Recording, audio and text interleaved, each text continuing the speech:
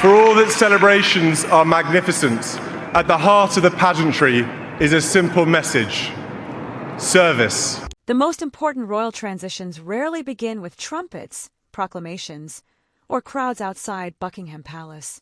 Sometimes, they begin with a cancelled engagement, a reshaped diary, and a future king entering rooms he was not expected to enter for years. Now one question hangs over the monarchy. Why is Prince William being prepared so quietly, and why now? Reports suggesting that King Charles III may be reducing parts of his working program have drawn attention to his health and the pressure carried by a reigning sovereign. Yet the deeper story is not simply about fewer appearances. It is about what happens when the institution begins adjusting before the public receives a complete explanation, and when duty must be shared without creating the impression that authority has changed hands. Buckingham Palace has not publicly confirmed any abdication, regency, or formal transfer of the crown. Charles remains the monarch, and any claim that Prince William, the Prince of Wales, has assumed the powers of a king would go beyond what has been officially established. But royal observers have noticed a pattern. William has appeared central to the monarchy's image, not merely as a supportive son, but as the figure expected to reassure the country whenever uncertainty gathers around the sovereign. That distinction matters. A prince can represent the king and carry out royal family duties without becoming sovereign. Yet symbolism has always been one of the monarchy's most powerful languages. Who stands at the center, who receives the briefing, and who speaks when the king is absent can shape public understanding long before constitutional language catches up. For most of William's life, the throne belonged to the future. It was an inheritance he could prepare for gradually while building a family and learning the machinery of the royal household from a distance. Some royal commentators now believe that distance may be narrowing. If those interpretations are accurate, the Prince of Wales is no longer preparing for a distant reign only in theory. He is being tested through responsibility in the present, and that creates an emotional conflict few official statements could explain. William's advancement can never be treated like an ordinary promotion. Every additional duty he assumes may represent something his father can no longer carry alone. Every successful appearance can reassure the public while reminding the family that health, time, and succession are moving closer together. Catherine, Princess of Wales, is central to that change. Her presence strengthens William's position, but it also increases the pressure surrounding their family. The closer the Prince and Princess of Wales move toward the center of royal life, the more attention falls on Prince George and the future he has inherited. That is why even small adjustments can carry weight. A change in William's schedule may affect Catherine's duties. A greater role for the couple may reshape expectations placed on their children. A decision made to protect Charles in the present may quietly determine how the next reign begins. But was this transition triggered only by the king's need to conserve his strength, or did something inside the royal system make a more urgent shift unavoidable?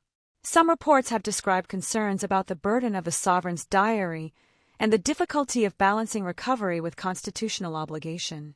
These claims remain partly unconfirmed, and the palace has not released an account of recommendations made behind closed doors. Even so, the issue raises a serious question. Who decides when royal service becomes too demanding? The monarch may feel compelled to continue. Advisors may fear the appearance of instability. Family members may see danger before the public does. Somewhere between those pressures, loyalty becomes difficult to define. For Charles, stepping back from even part of his duties would carry a personal meaning. He spent decades preparing to become king. His reign is the culmination of a lifetime shaped by expectation, scrutiny, and service. Reducing his workload may be sensible, but it could also feel like surrendering precious time in a role he waited so long to fulfill. For William, the burden is different. He must be ready without appearing impatient.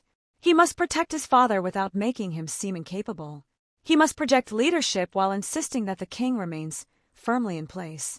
It is an impossible balance, because the public reads every gesture through the language of succession.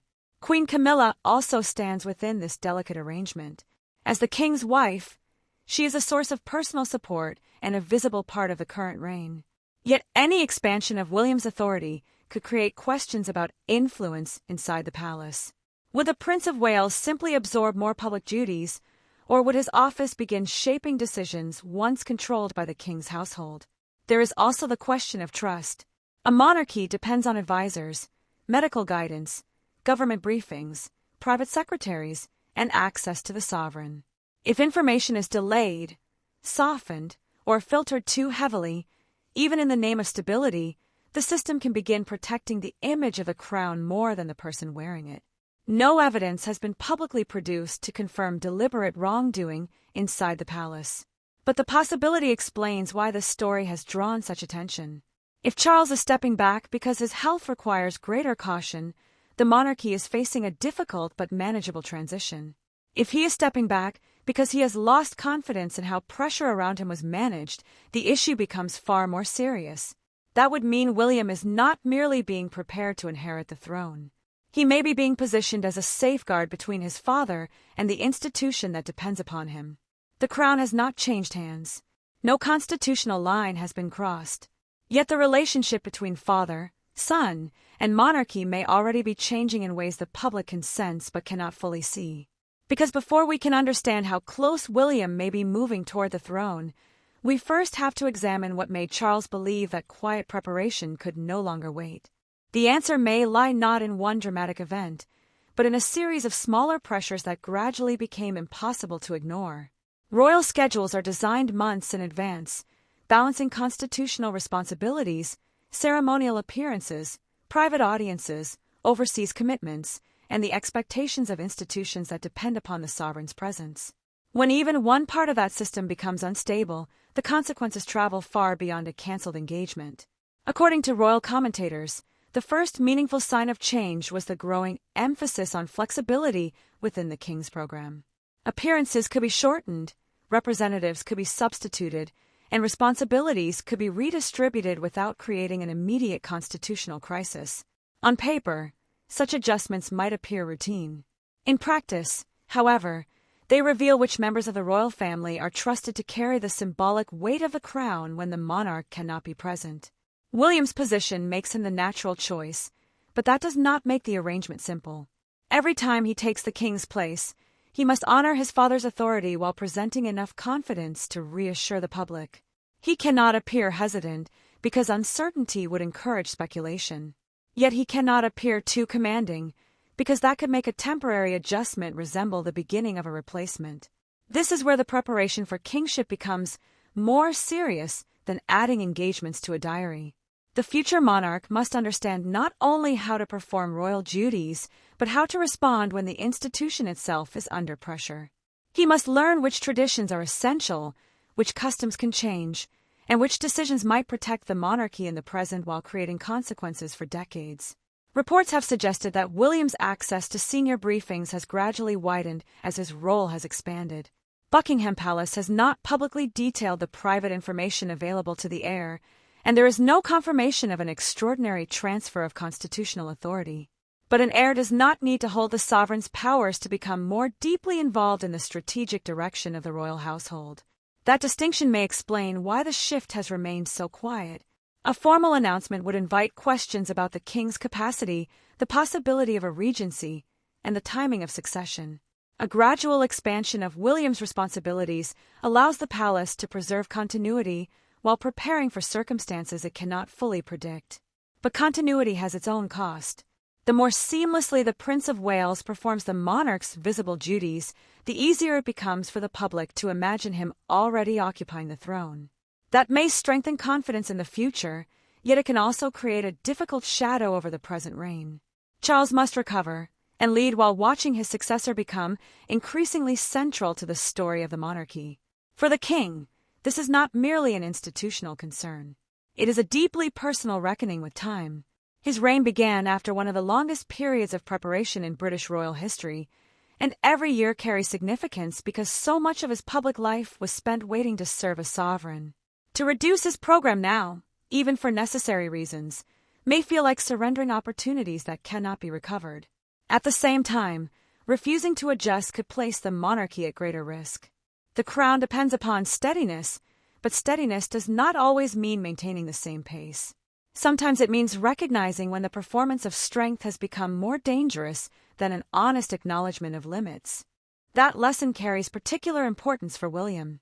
The future king has often been associated with a more selective approach to royal work, placing emphasis on long-term projects rather than maintaining a constant stream of ceremonial appearances.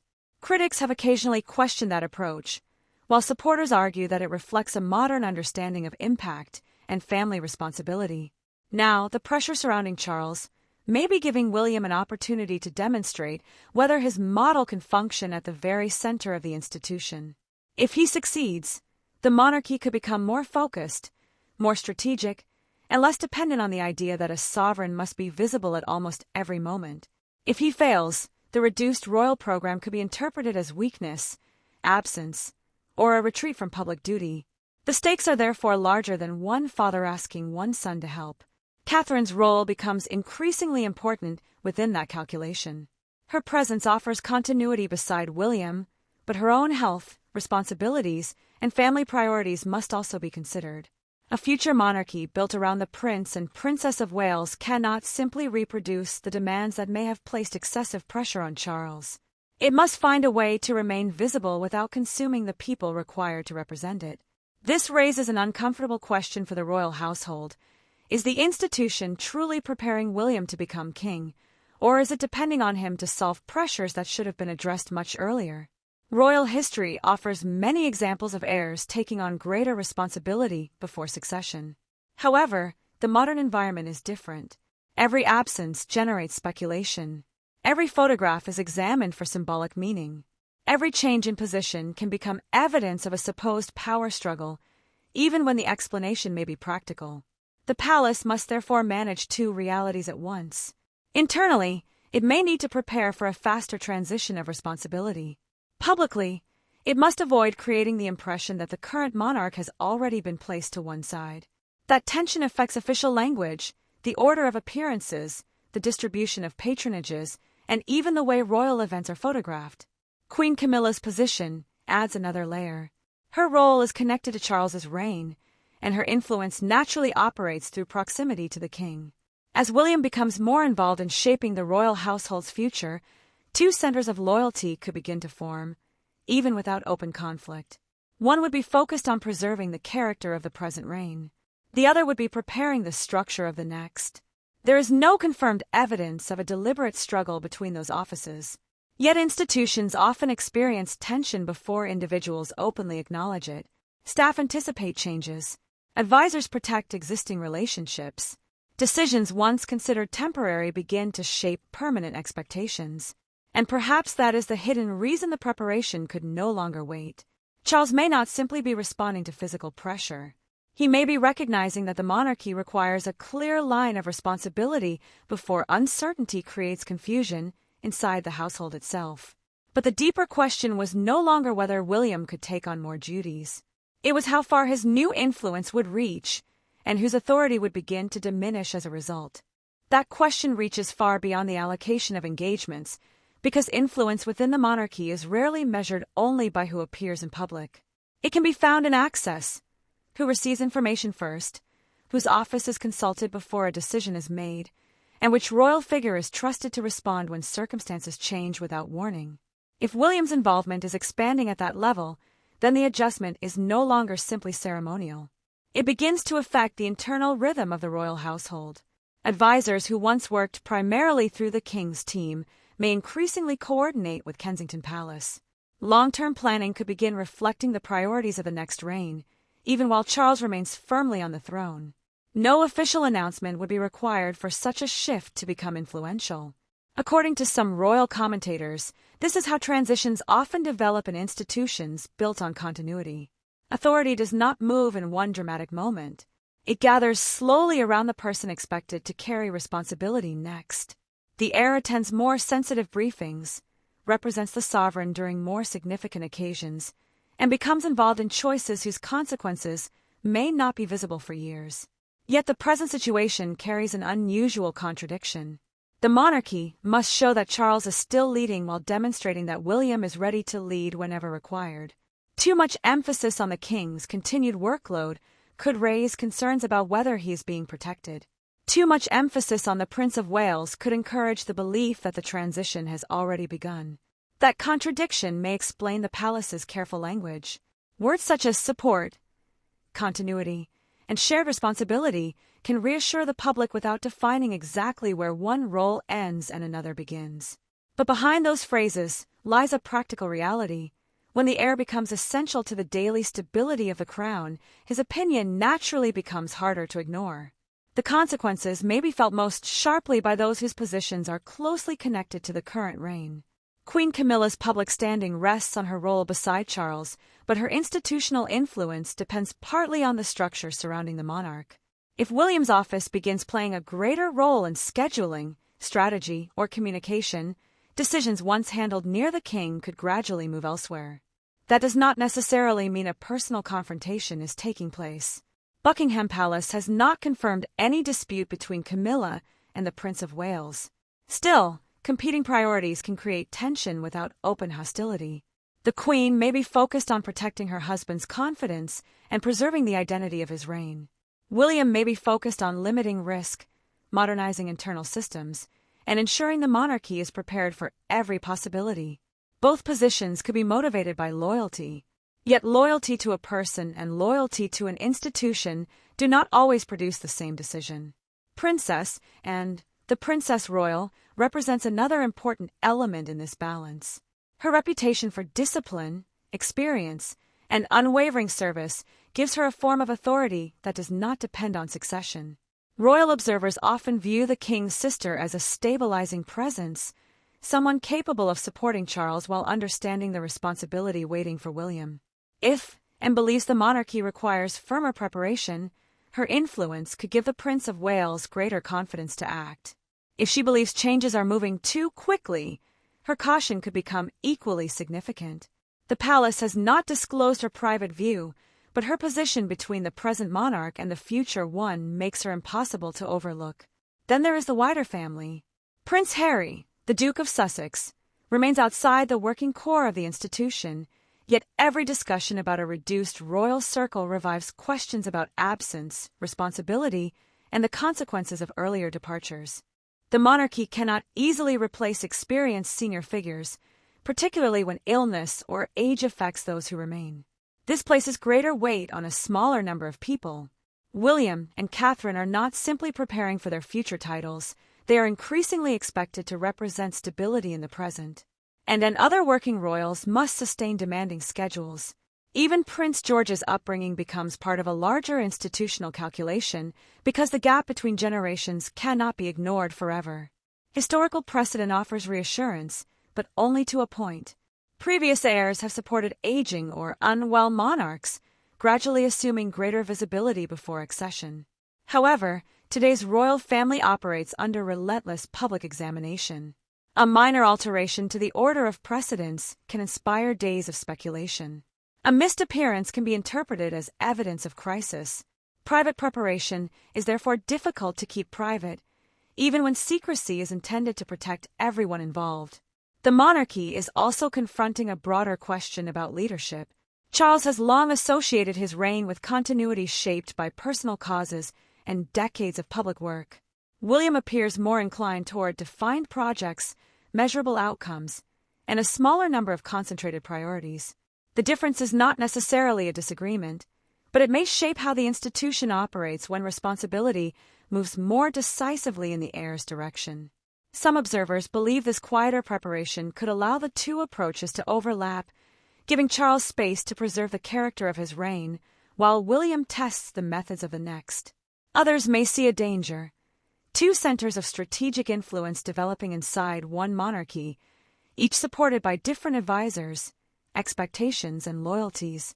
Was the palace simply adapting responsibly, or had uncertainty already forced officials to decide which office they trusted to act first? The answer may depend on what information William was being given and how early he began receiving it. Ordinary preparation would be expected of an heir, but access to discussions previously reserved for the sovereign would suggest that palace planning had moved into a more sensitive phase.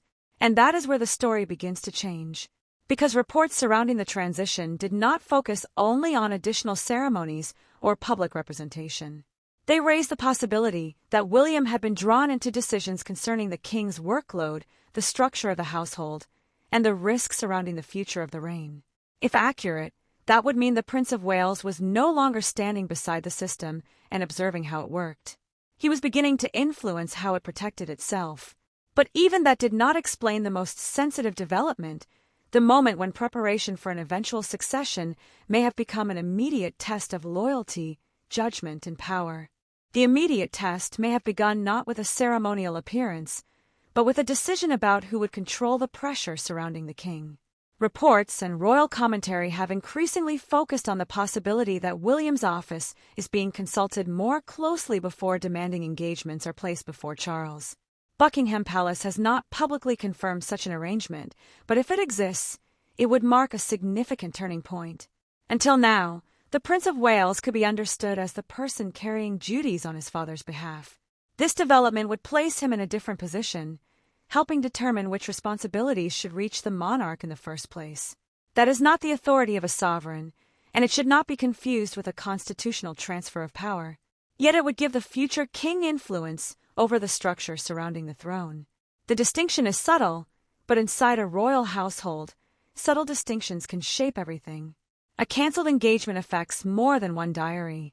Government departments may need new representation. Charities must alter plans prepared months earlier. Security arrangements can be redesigned, speeches reassigned, and diplomatic expectations carefully managed. If William becomes involved before those decisions are finalized, he is no longer responding only to change. He is participating in how change is controlled. Some observers believe this may be the practical meaning of his quiet preparation. Rather than rehearsing ceremonies or studying constitutional history from a distance, he could be learning how to make difficult decisions while his father is still present to guide, challenge, or reject them. That would allow Charles to remain firmly at the center of the monarchy, while placing his heir under a form of responsibility that no formal training could reproduce. But responsibility of that kind carries political and emotional danger. If William recommends that the king reduce a commitment, he may be protecting his father. He may also be seen as limiting the monarch's freedom. If Charles accepts the advice, the public may interpret it as evidence that the heir has become indispensable. If he refuses, questions may emerge about whether personal determination is being allowed to outweigh institutional caution. The pressure is therefore not confined to one office. It travels through the family. Catherine's public composure becomes part of the reassurance strategy whenever the Prince and Princess of Wales are asked to fill a space created by the king's absence. Their appearance together communicates continuity, partnership, and readiness. Yet each occasion also places them closer to the image of a future reign, whether they intend that message or not. The same event can therefore create two completely different interpretations. To supporters of Charles, William is a loyal son protecting the monarch's recovery. To those already looking toward succession, he is beginning to occupy the emotional space reserved for a king. The palace may describe the arrangement as temporary support, while the public sees a rehearsal for something permanent. Queen Camilla faces an equally delicate calculation. Her first responsibility is likely to be the welfare and confidence of her husband, but her position also depends upon the authority of the present reign. If stronger safeguards are introduced around Charles's schedule, they may reduce the discretion of those closest to his daily life. Changes designed to protect the king could therefore feel, from another perspective, like restrictions placed around the Queen's household. There is no verified evidence that Camilla has resisted William's growing role. Claims of a personal confrontation remain unconfirmed. Nevertheless, the structure itself could create strain even without disagreement. The Queen may believe that Charles needs encouragement and a sense of purpose. The Prince of Wales may believe that the same devotion to service makes his father vulnerable to accepting more than he should. Which form of loyalty is more important, helping the king continue, or insisting that he stop? Princess Anne's presence could become crucial precisely because she does not stand to inherit the throne and does not derive her role from marriage to the monarch. Her authority comes from service, experience, and a reputation for directness. If internal concerns were becoming difficult to resolve, the Princess Royal would be one of the few figures capable of speaking to both sides without appearing to advance her own position. Royal commentators have often portrayed Anne as a guardian of practical duty rather than palace theater. Her involvement, if sought, could help prevent necessary precautions from being interpreted as a campaign against Charles. But it could also reinforce the seriousness of the situation. When experienced members of the family begin supporting expanded responsibility for the heir, temporary assistance can start to look like institutional preparation. The public meaning of a change became harder to contain as William appeared at events closely associated with national leadership. Each successful appearance reduced uncertainty, but it also shifted expectations. The conversation was no longer simply about whether the monarchy could function during the king's reduced availability. It became a question of how confidently William could command the national stage. That shift matters because public recognition is one of the monarchy's invisible foundations. Constitutional authority may be defined by law and tradition, but emotional authority develops through repetition. The public sees a royal figure leading commemorations, meeting dignitaries, responding to national concerns, and standing at the center of major occasions. Over time, familiarity becomes legitimacy. Charles would understand this better than almost anyone. He spent decades as heir, often performing duties that demonstrated readiness, while never allowing readiness to become rivalry. Now he must watch his son navigate the same boundary under far greater urgency. The experience may bring pride, relief, and an unavoidable awareness that the future is no longer abstract. This is where the historical pattern begins to change. Previous royal transitions were often concealed beneath rigid continuity until accession made the new reality official. The modern monarchy does not possess that privacy. Health updates, altered schedules, and visible substitutions allow the public to watch preparation happening almost in real time. The result could be a form of dual leadership, Charles retaining the authority and identity of the sovereign while William increasingly carries the burden of reassurance, planning, and public momentum. Such an arrangement may protect the institution, but it must be managed with extraordinary care. Two visible centers of leadership can create stability when they act in harmony. They can also create uncertainty when the boundaries between them are left undefined. And that may be the strongest turning point of all.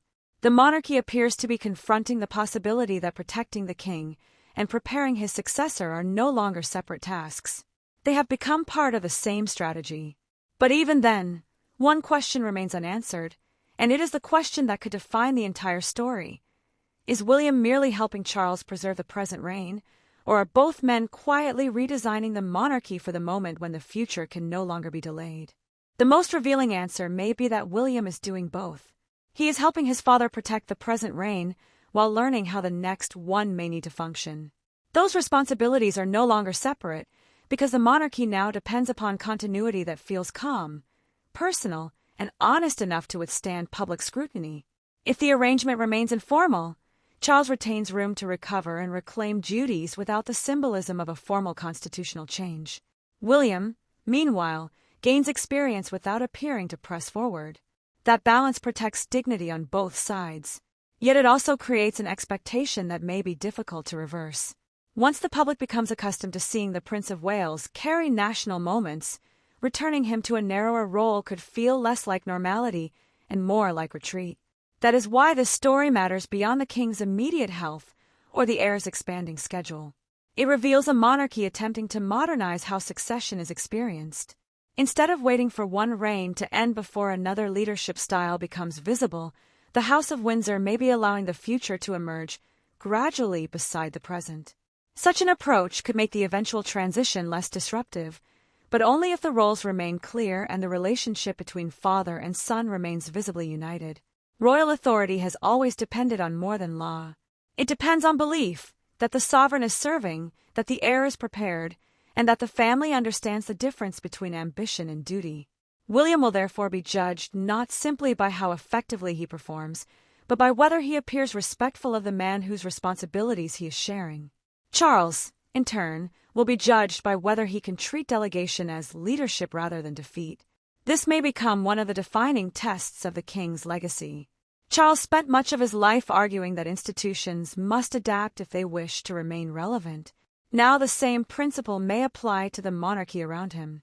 Adaptation could mean accepting that strength is not measured by the number of engagements completed, but by the wisdom to preserve a sovereign's capacity for the duties that matter most.